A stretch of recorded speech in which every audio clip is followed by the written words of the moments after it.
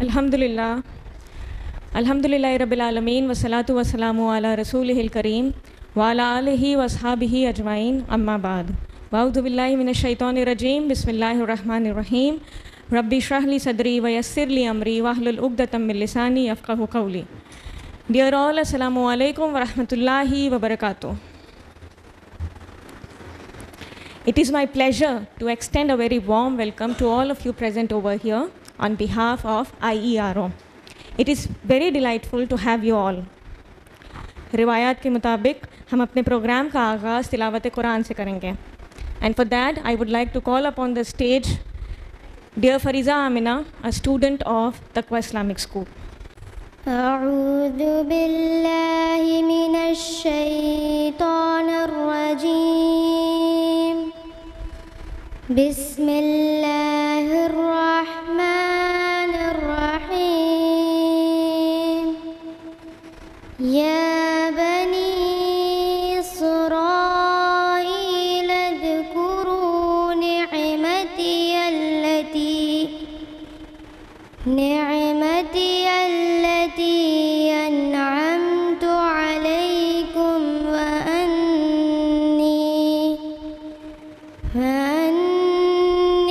فضلتكم على العالمين واتقوا يوما لا تجزي نفس عن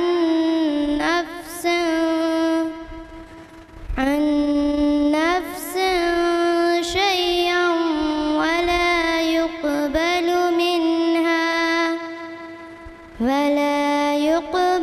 منها شفاعة ولا يؤخذ منها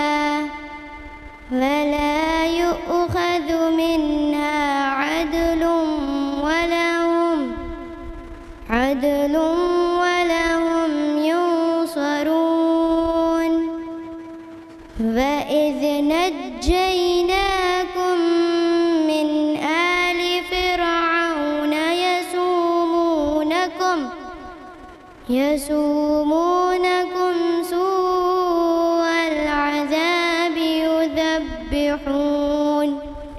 يذبحون أبناءكم ويستحيون نساءكم وفي ذلكم بلاء من ربكم عظيم وإذ فرقنا بكم البحر فأنجيناكم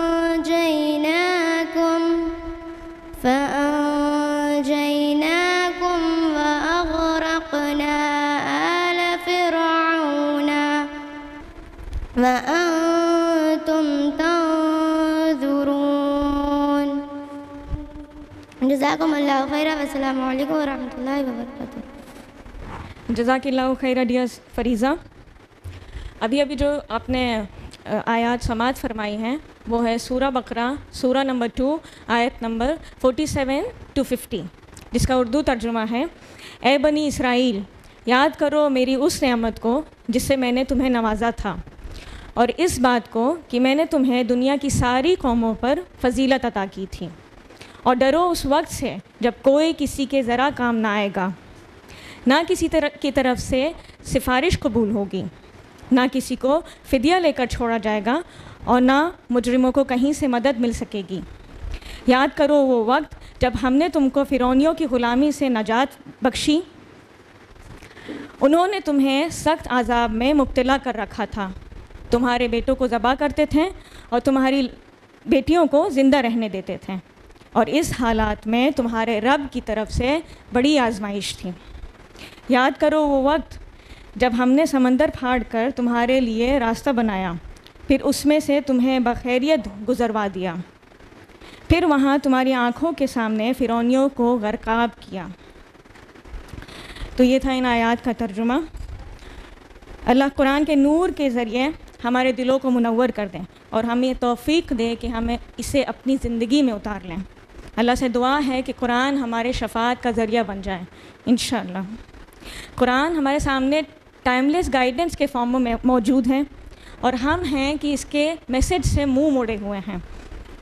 हमारे ऊपर फ़र्ज़ है कि हम अल्लाह की तरफ से आने वाली इस मुकम्मल हिदायत को अख़ज़ करें और तो अपनी तमाम ज़िंदगी कुरान की रहनुमाई में गुजार कर अल्लाह की ख़ास बंदियाँ बन जाएं और अल्लाह के रसूल सल्लल्लाहु अलैहि वसल्लम के फुटस्टेप्स को फॉलो करते हुए इसे दूसरों तक भी पहुँचाएँ। इसी ज़िम्मेदारी के तहत 15 years ago IERO, that is Islamic Educational and Research Organization, was founded, जिसका कोर ऑब्जेक्टिव ही है अल्लाह के पैगाम को आम करना। And IERO has been consistently striving for the same, ताकि लोगों को मालूम हो कि हमारे इस दुनिया में आने का मकसद क्या है, अल्लाह ताला ने हम पर कौन कौन सी जिम्मेदारियाँ आयद की हैं। और अगर हम गौर करें तो हमें साफ दिखाई देगा कि आज का मुसलमान गफलत में है। हमने इस फ़ानी दुनिया को सच समझ लिया है और हमेशा बाकी रहने वाली ज़िंदगी पर हम गौर ही नहीं कर रहे हैं। और इसी का नतीजा है आज जो कुछ भी हमारे फ़लस्तीन के भाइयों और बहनों के साथ हो रहा है। हम कुछ लम्हे अपने social media handles, that is Instagram, Facebook पर इस मैसेकर के ग्लिम्सेस को देखकर अफसोस तो कर लेते हैं और फिर अपनी ज़िंदगियों में मसरूफ़ हो जाते हैं और ये कहते हैं कि हम कर ही क्या सकते हैं। यहाँ तक कि जो लोग अथॉरिटी में भी हैं, they have also turned their deaf ears towards the conflict. In fact, it's not a conflict, it's a holocaust, mass murder, absolute violence, a massacre. It's not just a minor issue, it's about Masjid al-Aqsa, which is often referred to as the land of the prophets. It is a blessed land. ये हमारी 3 sacred places में से एक है और Islamic history की दूसरी मस्जिद है। नबी करीम सल्लल्लाहु अलैहि वसल्लम being 700 miles away from this mosque frequently mentioned it in his speeches. नबी करीम सल्लल्लाहु अलैहि वसल्लम की हदीस है, हदीस सही बुखारी की हदीस नंबर 7460। मेरी उम्मत का एक गिरोह हक़ पे होगा, उसको कोई चीज़ तकलीफ़ नहीं पहुँचाएगी, कोई शर पहुँचाने वाला उसको शर नहीं पहुँचा पाएगा जब तक अल्लाह का हुक्म नहीं आ जाता। ये लोग हक़ पे होंगे till the day of judgment. सहाबा इकराम ने पूछा कि या रसूल अल्लाह, ये लोग कहाँ होंगे? नबी करीम सल्लल्लाहु अलैहि वसल्लम ने फरमाया कि ये बैतुल मक़दिस या उसकी विसिनिटी से होंगे। In fact, it's a glad tiding for our Palestinian Muslims. और हालत हाज़रा को देखते हुए और आवाम को इससे अवेयर कराने की ज़रूरत को समझते हुए आज के इस प्रोग्राम को मुनक़्क़िद किया गया है, जिसके टॉपिक्स हैं आप सभी वाकिफ़ हैं, दैट इज़ दास्तान फ़लस्तीन। तो आइए जानते हैं कि क्या है वजह कि एक ख़ित्ते के लोगों पर इतना जुल्म किया जा रहा है। क्या है दास्तान फ़लस्तीन, जिसके लिए मैं मदऊ करती हूँ मिसेज़ अस्मा शम्स को। आप IERO की लेडीज़ विंग की प्रेसिडेंट और तकवा इस्लामिक स्कूल की प्रिंसिपल हैं। She has pursued BEd and M.Ed. Recently she has completed her Masters in Arabic from University of Allahabad. She has passed her MA with flying colors and topped the university. And she's been looking forward to take admission in PhD.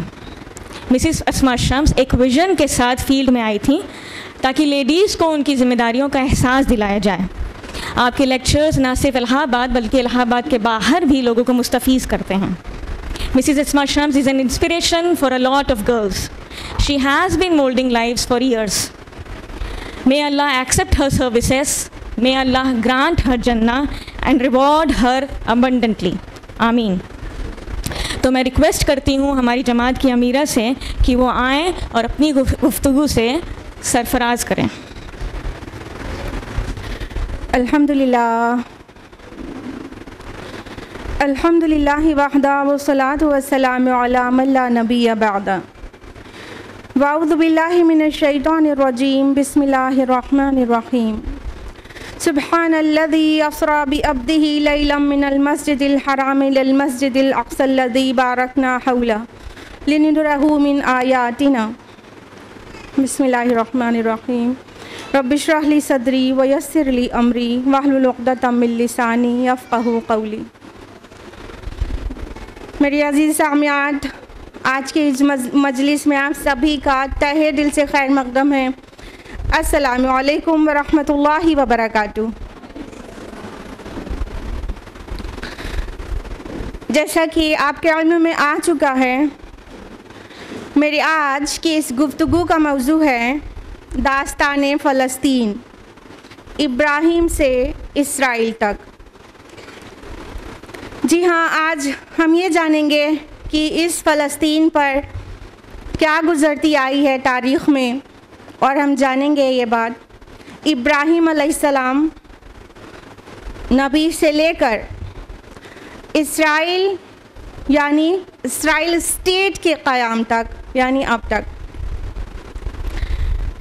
सबसे पहले जानने की ज़रूरत ये है कि ये 4000 साल की तारीख़ है, जिसको एक मजलिस में, एक नशिस्त के अंदर तफसील से बताना नामुमकिन है। लिहाजा बहुत अहम वाक़यात को ही इंक्लूड करते हुए हम आगे बढ़ेंगे, और बीच की जो तफसीलात होंगी वो आपका होमवर्क रहेगी कि अब आप तारीख़ का मुताला करें। इससे पहले कि फ़लस्तीन की तारीख़ और फ़लस्तीन पे क्या क्या गुज़री तफसील से जाने, यानी तारीख़ स्टार्ट करें, हमें ये ज़रूर जानना चाहिए कि ये मौजू क्यों लिया गया है और उसकी अहमियत और अफादियत क्या है। फ़र्स्ट ऑफ़ ऑल, ये मौजू का इंतखाब इसलिए किया गया है क्योंकि ये एक करंट अफेयर है, और आप रोज़ाना न्यूज़ में देख रही और पढ़ रही हैं कि पैलेस्टीनियन पीपल के ऊपर क्या जुल्म सितम रवा है और इज़राइल स्टेट उनके साथ क्या कर रहा है। तो अगर जो हालात हैं उसके बारे में तारीख़ पता होती है, हिस्ट्री पता होती है, तो चीज़ें बेहतर समझ में आती हैं। तो हिस्ट्री हम इसलिए जानेंगे ताकि ये जो आजकल जो कुछ भी चल रहा है पिछले तकरीबन 1 माह से लगातार, वो हमें बेहतर तरीक़े से समझ में आए और पूरी पिक्चर हो हमारे दिमाग में कि कब क्या चीज़ हुई थी जो फाइनली अब ये कुछ हो रहा है। उसकी अहमियत नंबर 2 है फ़लस्तीन की अहमियत, यानी पैलेस्टाइन हमारे लिए क्यों इम्पोर्टेंट है। हम मुसलमान उम्मत हैं और ये वाहिद उम्मत है जो हर एक नबी पर ईमान लाई। आदम अलैहिस्सलाम से लेके मोहम्मद रसूलुल्लाह सल्लल्लाहु अलैहि वसल्लम तक, आखिरी नबी तक जो भी दुनिया के लोग ईमान रखते हैं वो सिर्फ मुसलमान हैं। तो ये फ़लस्तीन ये अंबिया का मस्कन है। बहुत सारे नबियों को अल्लाह ताला ने यहाँ पर मबऊस किया, और सैकड़ों अंबिया अलैहिमुस्सलाम की कब्रें हैं फ़लस्तीन में।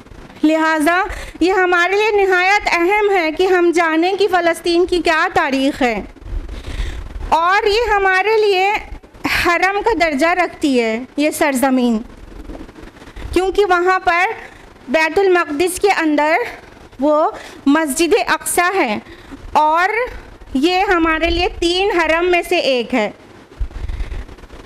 जिसका ज़िक्र बुखारी मुस्लिम की मुत्तफ़क़ रिवायत में मिलेगा।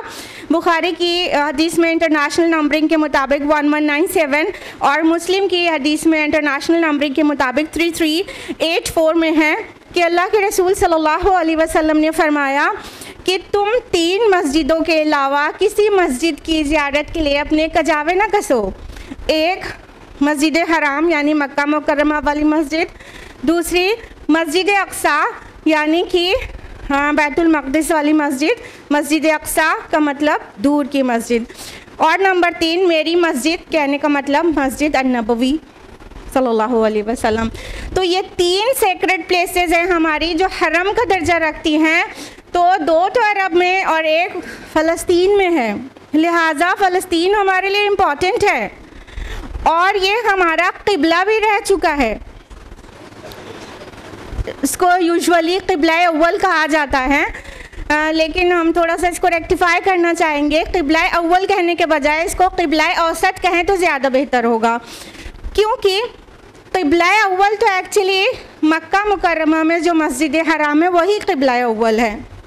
क्योंकि जब अल्लाह सुब्हानहू व तआला ने आदम अलैहिस्सलाम को भेजा तो मक्का में जो मस्जिद है, मस्जिद बैतुल्लाह है, वो क़िबले की हैसियत से, वो मस्जिद की हैसियत से उन्हें बता दी गई थी।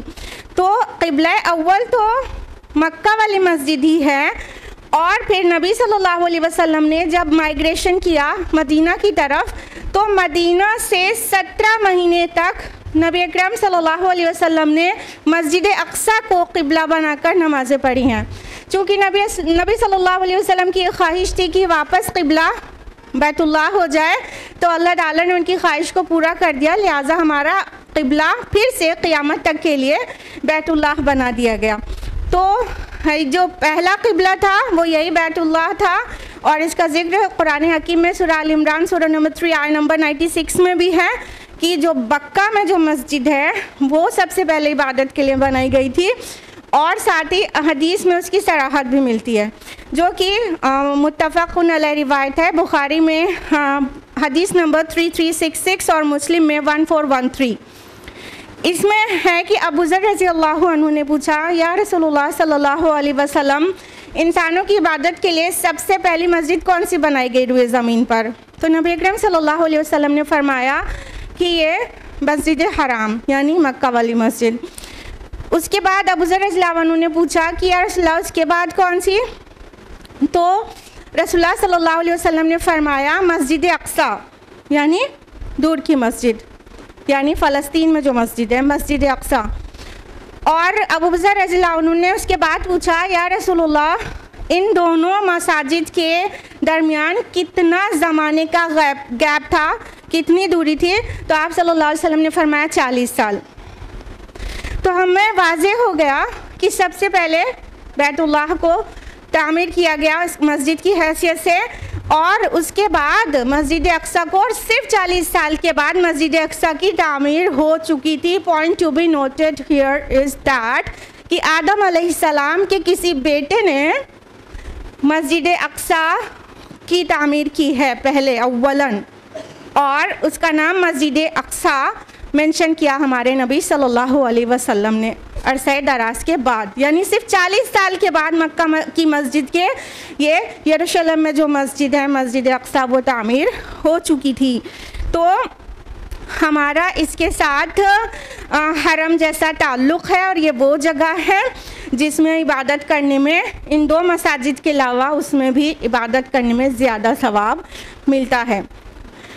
उसके अलावा ये वो जगह है जहाँ से हमारे नबी सल्लल्लाहु अलैहि वसल्लम को मेराज का सफ़र कराया गया था, और जहाँ तक हमारे नबी को इसरा का सफ़र कराया गया था। ज़मीनी सफ़र को इसरा कहते हैं, मक्का से लेके बैतुल मक़दिस तक, और बैतुल मक़दिस से जो असेंशन है टू हेवन उसको मेराज कहते हैं।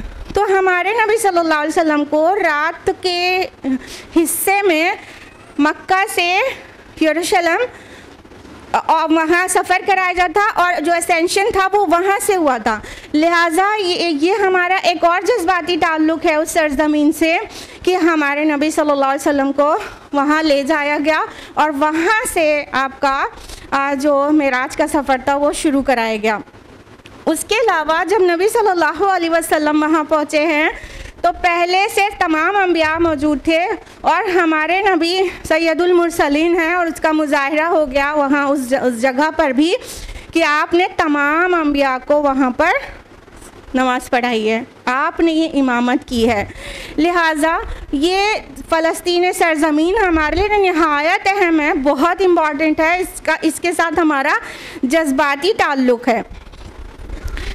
रही बात और अहमियतों के कि हम क्यों जाने तारीख़ बनी इसराइल, तो उसकी एक अहमियत ये भी है कि उम्मत मुस्लिमा की जो मोहम्मद रसूलुल्लाह की उम्मत है उसकी यहूद से बड़ी मुशाबहत है। आप सल्लल्लाहु अलैहि वसल्लम ने इस खबर दी है कि हम उसकी बहुत मुशाबहत इख्तियार करेंगे, बहुत कॉपी करेंगे कई मानों में, जैसा कि मुत्तफ़क़ुन अलैह रिवायत से मिशकात अल-मसाबी में दर्ज है, हदीस नंबर 5361।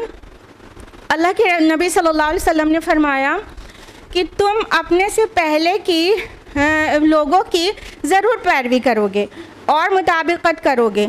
जैसे बालिश बालिश के बराबर और हाथ हाथ के बराबर होता है, इसी तरह तुम उनको फॉलो करोगे। और अगर उनमें से कोई किसी गिरगिट के बिल में घुसा होगा तो तुम भी ज़रूर घुसोगे। तो जब दरियाफ्त किया गया, या रसूलुल्लाह सल्लल्लाहु अलैहि वसल्लम, क्या पहले की उम्मतों से आपकी मुराद यहूद और नसारा हैं?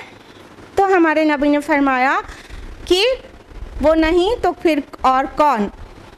यानी हमें ख़बर दी गई है कि ये मुस्लिम उम्मा, पहले की मुस्लिम उम्मा यानी बनी इसराइल को बहुत कॉपी करेगी।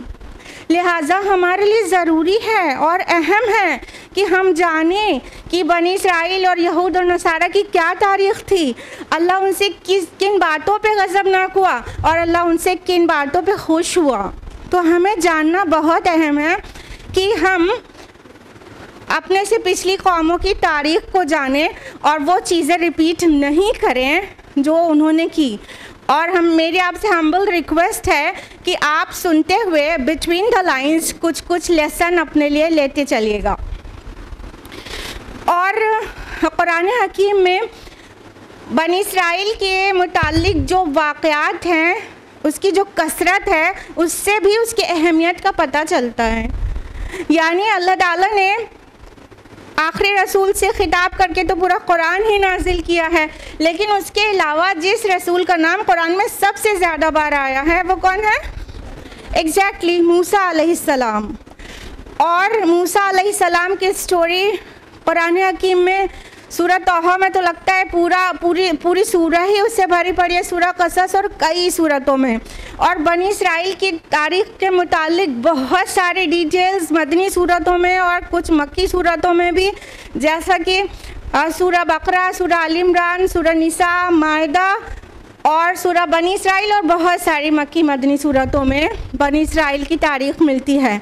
लिहाजा हमें ये समझ में आता है कि जब तक हम बनी इसराइल की तारीख़ अच्छी तरह नहीं समझें तो कुरान का भी एक बहुत बड़ा हिस्सा ठीक से नहीं समझ सकते। तो कुरान को भी बेटर कॉम्प्रिहेंड करने के लिए we need to get to know the history of Bani Israel. That's why we have chosen the topic today, कि हम जानें कि बनी इसराइल की क्या तारीख़ थी। So let's begin with Ibrahim अलैहिस्सलाम, क्योंकि यही टॉपिक है ना, इब्राहीम से इज़राइल तक।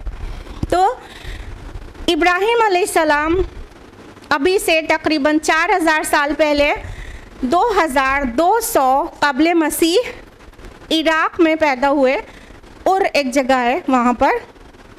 और अगर हम इब्राहीम अलैहिस्सलाम के दावती मिशन पर गौर करें तो हम पाएंगे कि आपकी दावत आलमगीर नज़र आती है। अदर दैन आर प्रोफेट सल्लल्लाहु अलैहि वसल्लम, अगर कोई रसूल आलमगीरी दावत लेकर उठा तो नज़र आता है कि इब्राहीम अलैहिस्सलाम इराक़ में पैदा हुए और उसके बाद उन्होंने फ़लस्तीन और शाम और उर्दुन और मिस्र, इन तमाम जगहों पर सफ़र किया है और मुख्तलिफ़ जगहों पर अलग अलग नबियों को अपॉइंट किया उन्होंने कि वो दावत का काम करें। नबी अपॉइंट करना तो अल्लाह ताला का काम है, लेकिन उनके ख़ानदान से जो नबी थे उन्होंने कहाँ कहाँ पर छोड़ा उसको जानना चाहिए हमें। लूत अलैहिस्सलाम को शर्क़ उर्दुन में छोड़ा, जो कि आपके भतीजे थे, पता होगा आपको।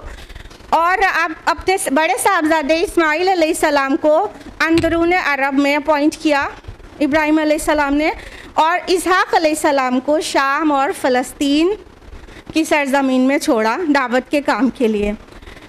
तो इब्राहीम अलैहिस्सलाम के बेटे इसहाक़ अलैहिस्सलाम, जो कि शाम और फ़लस्तीन में अपॉइंटेड थे एज आ प्रॉफिट, उनके साहबजादे हैं याकूब अलैहिस्सलाम।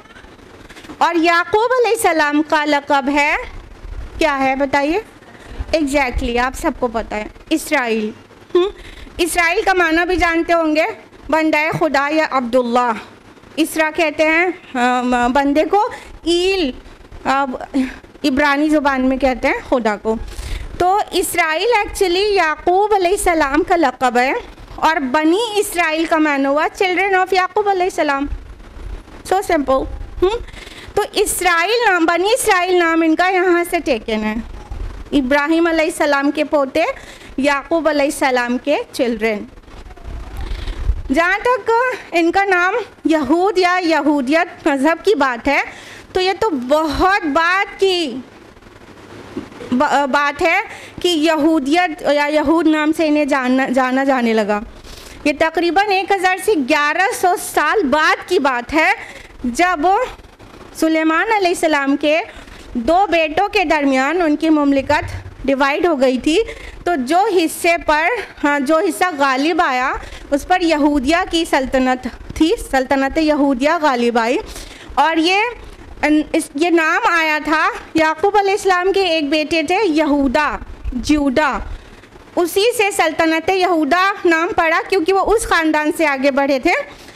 तो उस सल्तनत के गलबे, सल्तनत यहूदिया के गलबे की वजह से इनको यहूदी कहा जाने लगा, या जूदा से जुडाइज़म। ठीक है, तो ये यहूद और यहूदा 1000 साल 1100 साल के बाद नाम इनका पड़ा है। और ये बात हम में से सभी लोग जानते हैं कि इब्राहिम अलैहिस्सलाम ना यहूदी थे ना नसरानी, लेकिन वो क्या थे? ही वाज अ मुस्लिम। तो इब्राहिम अलैहिस्सलाम तो यहूदी नसरानी नहीं थे, इन्होंने अपने से नाम डाला है। और हम सबको पता होना चाहिए अल्लाह ताला ने कोई और दीन, कोई और मज़हब नहीं भेजा, हर प्रॉफिट को इस्लाम देकर भेजा है और सब मुस्लिम थे और इनके फॉलोवर्स सब मुस्लिम थे। ठीक है, तो इब्राहिम अलैहिस्सलाम के जो पोते याकूब अलैहिस्सलाम जो फ़लस्तीन में आबाद थे, तो उनके बेटे एक प्रॉफिट थे। क्या नाम था उनका? याकूब अलैहिस्सलाम के वो बेटे जो नबी थे, हाँ सबको मालूम है ना, यूसुफ अलैहिस्सलाम, वो उनके बेटे थे, नबी थे। लेकिन यूसुफ अलैहिस्सलाम के साथ बचपन में क्या वाक़या पेश आया, यह हमें सूरह यूसुफ से खूब अच्छी तरह से पता है। ठीक है, तो अगर बाइबल के माने, according to the Bible and scholars of the Bible, Yusuf अलैहिस्सलाम की पैदाइश 1906 क़ब्ल मसीह हुई थी, 1906 बिफोर क्राइस्ट। और जो वाक़या सूरह यूसुफ में यूसुफ अलैहिस्सलाम का मेंशन्ड है, अकॉर्डिंग टू द बाइबल वो 1890 BC बिगन हुआ था। ठीक है, तो आपने जाना कि यूसुफ अलैहिस्सलाम को उनके भाइयों ने कुएं में डाल दिया। वहाँ से जिस काफ़िले ने उनको निकाला वो मिस्र की तरफ जा रहा था, और यूसुफ अलैहिस्सलाम कहाँ पहुँच गए? मिस्र पहुँच गए।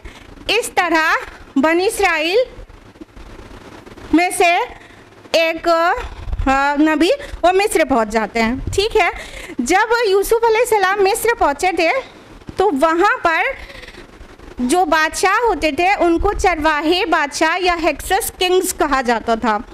और उस टाइम पर जब यूसुफ अलैहिस्सलाम जेल से निकले हैं तो उस टाइम 15th डायनेस्टी रूल कर रही थी, हेक्सस किंग्स की 15th डायनेस्टी, 15वें ख़ानदान की हुकूमत थी चरवाहे बादशाहों की। और ये क़िब्तियुन नस्ल नहीं थे, मिस्र में था ना, लेकिन क़िब्तियुन नस्ल नहीं थे, ये अरबियुन नस्ल थे। तारीख़ में है कि ये 2000 BC के करीब अरब इलाक़ों से निकलकर मिस्र गए थे और मिस्र में गलबे को पाकर वो हुकूमत करने लगे थे। लिहाजा जब यूसुफ अलैहिस्सलाम मिस्र पहुँचे हैं तो वो भी अरबियुन नस्ल थे, लिहाजा उनको वहाँ बड़ी, जब जेल से निकले हैं तो बड़ी इज़्ज़त मिली और बड़ा पोजीशन मिली और वो मिनिस्टर भी बन गए खुद भी। और आपको ये भी पता है कि जब यूसुफ अलैहिस्सलाम मिनिस्टर बन चुके थे तो जब फ़लस्तीन में सूखा पड़ गया था तो आपके पूरे ख़ानदान को आपने कहाँ बुला लिया था? मिस्र बुला लिया था। तो याकूब अलैहिस्सलाम अपने पूरे ख़ानदान को लेकर, जिसमें उनके बेटे, बहू और पोती पोते सारे थे, तकरीबन बाइबल के माने तो 90 लोग थे, और बहुओं को अलग कर दे तब भी 67 उनके ख़ानदान के लोग थे। ये सारे के सारे लोग माइग्रेट करके कहाँ पहुँच जाते हैं? मिस्र पहुँच जाते हैं। तो याकूब अलैहिस्सलाम और यूसुफ अलैहिस्सलाम तो वहाँ बहुत आराम से थे, लेकिन यूसुफ अलैहिस्सलाम के बाद एक बहुत मुतअस्सिब टाइप की नेशनलिस्ट मूवमेंट वहाँ पर स्टार्ट हुई, जिसको ग्रेट नेशनलिस्ट मूवमेंट कहा जाता है। कि वहाँ के जो किप्तियुन नस्ल लोग थे, जो कॉप्टिक पीपल थे, उनको खलने लगा कि ये अरब लोग यहाँ के इस मिस्र में क्यों रूल कर रहे हैं। तो उन्होंने उसके ख़िलाफ़ एक तहरीक शुरू की बहुत बड़ी, और इस तहरीक ने इसमें इतना ज़ोर था कि उन्होंने ये जो हेक्सस किंग्स थे इनका तख्ता पलट दिया, और अल्टीमेटली वो फेनेटिक कॉप्टिक जो डायनेस्टी थी वो रूल करने लगी। और इनके बादशाहों को क्या कहते हैं हम, बताइए? मूसा अलैहिस्सलाम के टाइम पर बिल्कुल सही, फ़िरौन कहते हैं, जमा इसकी फ़राइना। तो इस तरह से फ़राइना की हुकूमत आ गई मिस्र में। तो जब फ़राइना की हुकूमत थी तो बनी इसराइल पर जुल्म सितम शुरू हो गया। लिहाजा हम देखते हैं ना, मिस्र में यूसुफ अलैहिस्सलाम के तो इतनी इज़्ज़त है, और उसके बाद देखते हैं मूसा अलैहिस्सलाम की स्टोरी में पढ़ते हैं कि बनी इसराइल कुचले जा रहे हैं ना। तो जब फ़राइना की हुकूमत आ गई थी तो वहाँ पर बनी इसराइल की मार पिटाई और बिल्कुल जुल्म सितम के पहाड़ तोड़े जाने लगे। मुफ्त के ग़ुलाम से भी बदतर उनके साथ सलूक किया जाने लगा। और जहाँ कहीं भी हम लोग मूसा अलैहिस्सलाम की स्टोरी में पढ़ते हैं कुरान में, तो पता चलता है बनी इसराइल किस तरह से वहाँ पीसे जा रहे थे। कुरान हकीम में बहुत जगह तज़किरा है, अभी आपने क़िरात में भी समाअत फरमाया, और हम एक आयत ही कोट करना चाहेंगे, सूरह इब्राहिम सूरह नंबर 14 आयत नंबर 6 कि याद करो जब मूसा ने अपनी कौम से कहा कि ए लोगो, ए बनी इसराइल, अल्लाह के उस एहसान को याद करो जो उसने तुम पर किया। उसने तुमको फ़िरौनियों से निजात दिलाई, और वो तुम्हारे ऊपर बहुत जुल्म कर रहे थे और कत्ल कर देते थे तुम्हारे बेटों को और ज़िंदा रखते थे तुम्हारी औरतों को, और ये अल्लाह की तरफ से तुम्हारे लिए बहुत बड़ी आजमाइश थी। तो पता चला कि इतना बड़ा जुल्म हो रहा था इनके ऊपर, बनी इसराइल के ऊपर, जब फ़िरौन हुकूमत कर रहा था। अल्लाह रब्बुल आलमीन को अपने इन बंदों पर रहम आ गया, और उसने एक अजीम पैगंबर वहाँ पर भेजा इनको जो जुल्म था उससे निकालने के लिए। किस रसूल को? मूसा अलैहिस्सलाम। तो मूसा अलैहिस्सलाम 1400 BC वहाँ पर पॉइंट हुए थे, यानी मूसा अलैहिस्सलाम का ज़माना 1400 क़ब्ल मसीह का ज़माना है। मूसा अलैहिस्सलाम ने को कहा गया सूरह तोहा सूरह नंबर 20 आयत नंबर 24 में, इज़हब इला फ़िरऔना इन्नहु तग़ा, जाओ फ़िरौन की तरफ, उसने बड़ी सरकशी मचा रखी है। तो मूसा अलैहिस्सलाम 2 ड्यूटीज़ पर अपॉइंटेड थे। नंबर 1 कि सारे लोगों को, चाहे वो किप्तियुन नस्ल हो, फ़िरौन हो, आले फ़िरौन हो या बनी इसराइल, उन सब को अल्लाह की तौहीद की दावत दें। और ड्यूटी नंबर 2 आप लोग बताइए। एग्जैक्टली, माशाल्लाह, सब आप लोगों को पता है, बस हम कनेक्शन आपको दे रहे हैं, समझ लीजिए। तो बनी इसराइल को वहाँ से रिलीज़ कराना ना। मूसा अलैहिस्सलाम ने जाकर दावत दी फ़िरौन को, वो नहीं माना, आपको पता है। मूसा अलैहिस्सलाम को हुक्म हुआ कि लेकर निकलो, जो चीज़ आपको मालूम है वो हम सरसरी लेके गुजर रहे हैं, ठीक है।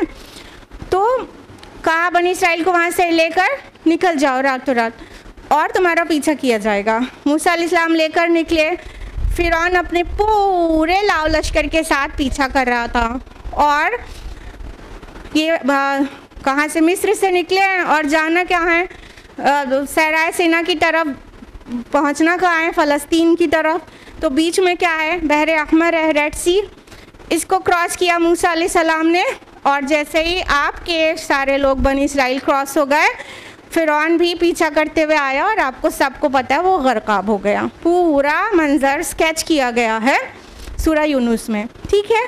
तो वो गर्काब हो गया, लेकिन मूसा अलैहिस्सलाम का मिशन सामने जाने की तरफ था, पीछे आने की तरफ नहीं। मिस्र फिर नहीं पलटे, आप बनी इसराइल को लेके सहराए सीना में दाखिल हो गए, सिनाए पेनिनसुला।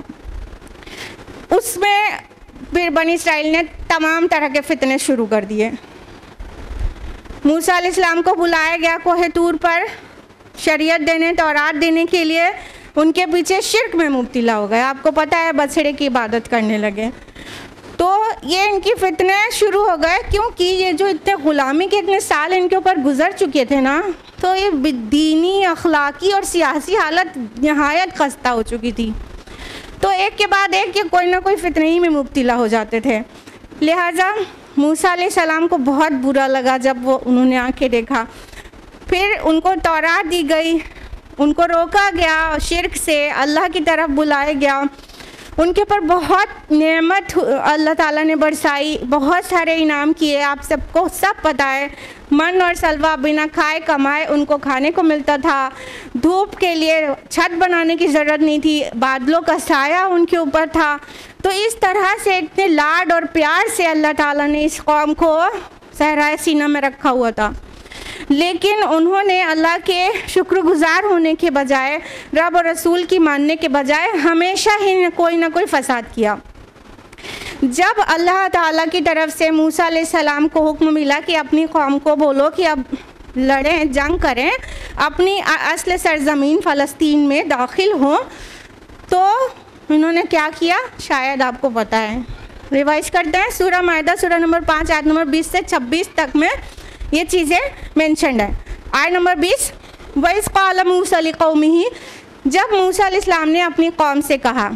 आयत नंबर 21, या कौमी उदखुलुल अर्दल मुक़द्दसतल्लती कतबल्लाहु लकुम, कि ऐ मेरी कौम दाखिल हो जाओ अर्द मुक़द्दसा में जो अल्लाह ने तुम्हारे लिए लिख दी है। ये अर्द मुक़द्दसा कौन सी है? फ़लस्तीन। तो आपको मालूम है क्या जवाब दिया था मूसा की कौम ने अलैहिस्सलाम? आयत नंबर 24, क्या कहा? फ़ज़हब अंत व रब्बका फ़क़ातिला इन्ना हाहुना क़ाइदून। ऐ मूसा, तुम और तुम्हारा रब, तुम दोनों जाओ जाके लड़ो, हम यहीं बैठे हैं। अल्लाहु अकबर।